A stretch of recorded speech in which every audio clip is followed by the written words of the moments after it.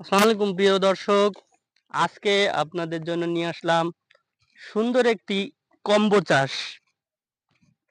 একের ভিতরে ৩। আপনাদের আজকে দেখাবো কৃষক ভাই কি করছে। আপনি এই এখানে লাঠি-সুটি নিয়ে এসে কি করতেছেন? হুম, এই লাড়ি দিচ্ছি হলুদ গাছের ভিতরে বেগুন গাছ দিছি। এখন বেগুন গাছ সব দেখাই গেছে, এজন্য লাঠি ফেলতেছি। যাতে উম লাঠিগুলো দিলে বেগুন গাছ আবার সোজাই যাবে আরকি। একসঙ্গে আপনি কি চাষ করছেন? একসাথে ৩ রকম চাষ করছি। সাথে আরেকটা দেওয়ার চিন্তা ভাবনা আছে, পাশ দিয়ে সিম দেবো। তাহলে আমার এক জমিতে ৩ রকম ৪ রকম হয়ে যাবে একই সময়। এই দিছি আপনার ওল ওল গাছ দিছি, ওলের চাকি বানাচ্ছি যাতে সামনের বছর আবার ওল লাগাবো। আর এই বেগুন গাছ দিছি, সাথে হলুদ ওই যাবে, বেগুনও ধরুন পাবো। আর সাথে আপনার যদি কই সিম গাছ দেবো, তো বেড়া দিয়ে আমি সিম তুল দিতে পারতেছি। সিমও দিছি ফুটি, এখন সেটা এখনো চারা ফুটেনি, আমার আরো কয়দিন আগে দিলে ভালো হতো। তো বৃষ্টির জন্য আমি দিতে পারিনি। এখন বর্ষা, প্রতিদিন বর্ষা হচ্ছে বলি এজন্য চারা মায়ের গেছে মেলাগুলো। আর ওই বেগুন গাছ সব সোজা ছিল, সব বেঁকায় গেছে।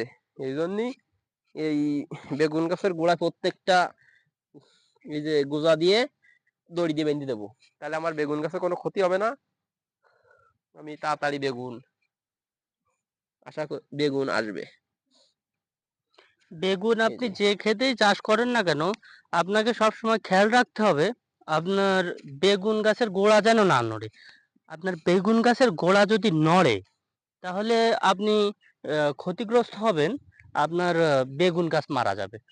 আর আপনার চাষের মূল গাছটাই যদি মারা যায় তাহলে অবশ্যই আপনি ক্ষতিগ্রস্ত হবেন। চাষের ক্ষেত্রে আপনাকে সবসময় বেগুন চাষের ক্ষেত্রে খেয়াল রাখতে হবে। প্রথমত আপনি খেয়াল রাখবেন যে আপনার বেগুন গাছটা বাতাসে নড়ে গোড়া ফাঁকা হয়ে যাচ্ছে কিনা। সেক্ষেত্রে আপনি বেগুন গাছের সঙ্গে হ্যাঁ যাবে এরকম ভাই। বাঁশ থেকে চটা বের করে হুম, ছোট, ছোট এই পিস করে বেগুনের সাথে আমি হলুদ দিছি, আবার চাকেও দিছি হুম, হুম। এক জমি থেকে। হ্যাঁ, আমার জাল গাছ ছিল তো এই বর্ষায় আপনি মরে গেছে, আপনি জালও যদি দিছি না। এমনি আই বাঁশ বাঁশ দিয়ে এমনি আই না করতে চান, আপনি কিন্তু নাই ঝাড়ের যে কুঞ্চি থাকে, কুঞ্চি আপনি ২ ফুট ১.৫ ফুট এভাবে কেটে গাছের সঙ্গে আরকি দিতে এমনি ভাই পারেন। ওই পল্লা গাছে আপনারা স্প্রে করি আয়। এমনি দেখছেন ভাই যে এই যে এই পল্লা গাছে এই গুঁড়ো করি গাছটা মা এমনি আয় বা এমনি আয় ইয়া দেওয়ার না চটা না দেওয়ার কারণে গাছটা কাত এরকম হয়ে সিম গেছে। এখন গাছগুলো এমনি ধরি সেই ক্ষেত্রে আপনি যদি ওই গাছটা এমনি সোজাও ধরি করেন, মেরে এটাকে এই সোজা পল্লা গাছে করার কচু ক্ষেত্রে করতে আপনার নিয়েছি। গাছের গোড়া ফাঁকা হয়ে যাবে। এই সব আর যেহেতু আপনার এই গোড়া বেড়াগুলো ফাঁকা আমাকে হবে, আপনার গাছ মারার সম্ভাবনা ১০০%। আর আপনার গাছই যদি মারা যায় তাহলে তো আপনি চাষে ক্ষতিগ্রস্ত হবেন। তবে এই যে আমি তা এদিকে খেয়াল রাখবেন যে আপনার যেন অবশ্যই, অবশ্যই গাছ না নড়ে। অবশ্যই খেয়াল রাখবেন এদিকে। এই যে আমি সিম গাছ দিছি, সিম ফুটি গেছে আর এই পাশ দিয়ে। পাশ দিয়ে সিম কিভাবে চাষ করবেন সেটা আপনাদের আমাদের কৃষক ভাই বলবে যে কিভাবে আপনি সিমের সাথে পল্লাও দেওয়া আছে আর কি। এই যে বেড়ায় মনে করেন আপনার সিম সাথে পল্লা দিছি, এই যে পল্লা প্রত্যেকদিন পল্লা উঠতেছে। আর এই যে সিম গাছ দেওয়া আছে পল্লা কিন্তু আপনারা দেখতেই পাচ্ছেন পল্লা হয়েছে। পল্লা হইছে। এখান থেকে প্রত্যেকদিনই কিন্তু পল্লা উঠানো হয়। আর আবার গাছ সাথে এখনো আবার সিম ছোট গাছ আছে, দিছি।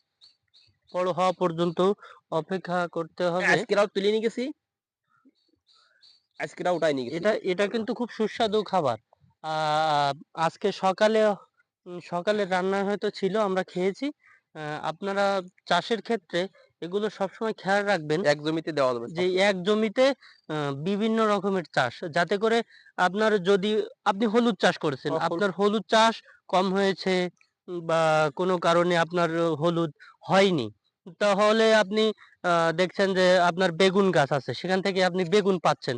সেক্ষেত্রে আপনার বেগুন লস উল্টায় দেবে হওয়ার আমারে আর কি। সম্ভাবনাটা কমে যাবে। আপনি ওলের চাকি দিয়েছেন। ওলের চাকি দেওয়ার ক্ষেত্রে দেখা যাচ্ছে আপনার বেগুন মারা গেছে, আপনার হলুদ মারা গেছে, বেগুনটা রয়ে গেছে। এই কারণে আপনি যদি একই এই ক্ষেতে যে বিভিন্ন ধরনের চাষ করতে পারেন, তাহলে থাক নাই মিশ্রণ আর চাষের লাগবে না। ক্ষেত্রে আপনি হয়তো বর্ষায় কি আপনার আর ওই পাইকারি পাওয়া যায় আবার? সিজনটাই আপনি ক্ষতিগ্রস্ত কম হবেন। আ এই প্রাকৃতির সাথে তো আর আ পারা সম্ভব না। উম সেক্ষেত্রে দিয়াও, যতটুকু সম্ভব চাষের ক্ষেত্রে দিয়ে সচেতন দাও। হতে হবে, দেন সুন্দরভাবে বর্ষায় কি না পরিচর্যা করতে দাও হবে, আপনি।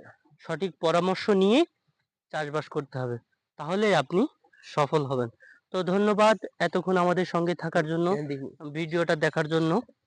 সম্পূর্ণ ভিডিও দেখার জন্য আপনাদের অসংখ্য ধন্যবাদ। ভালো থাকবেন, সুস্থ থাকবেন। চল আগামী ভিডিওতে আপনাদের জন্য আমরা আরো ভালো কিছু হলুদ পরামর্শ নিয়ে আসবো। হলুদ ইয়ে এখন এই বর্ষার সময় দানা দিলে কিছুগুলো মরে থাকবে না। এই সাথে আমি একটা দানাও মেরে দিছি যাতে কিছু না হয়। চলো।